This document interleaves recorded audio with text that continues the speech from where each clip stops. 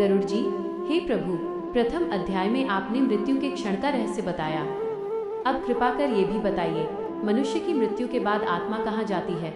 यमलोक तक पहुँचने का मार्ग कैसा होता है और पापी को रास्ते में क्या क्या देखना पड़ता है? भगवान विष्णु मुस्कुराते हुए कहते हैं, हे गरुड़, यह रहस्य अत्यंत गुप्त है। अब ध्यान से सुनो।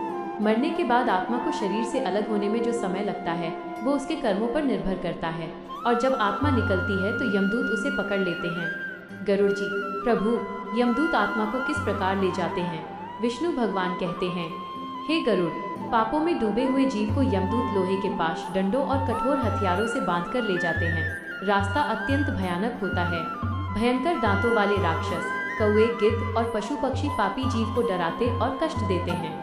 पापी प्राणी प्यासा रहता है, परंतु उस मार्ग में उसे पानी तक नहीं मिलता, और हर कदम पर उसे अपने ही पाप राक्षसों का रूप धारण कर सामने खड़े दिखाई देते हैं। गरुड़ जी, प्रभु, ऐसा क्यों होता है? विष्णु भगवान, हे गरुड़, जिसने जीवन में किसी को पानी नहीं दिया, जिसने दान नहीं किया, जिसने दूसरों को कष्ट पहुंचाया, ऐसा मनुष्य मृत्यु के बाद निर्बल, अकेला और दुखी होकर यमदूतों द्वारा घसीटा जाता है। उसके सभी पाप मार्ग में उसके सामने प्रकट होते हैं। यही नरक का पहला अनुभव है।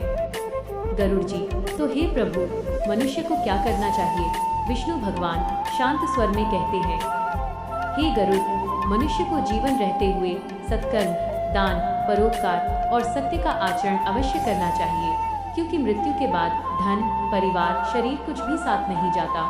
केवल कर्म ही जीव का साथी बनते हैं। पुण्य कर्म रास्ता सरल करते हैं, जबकि पाप कर्म भयंकर यातनाएं देते हैं।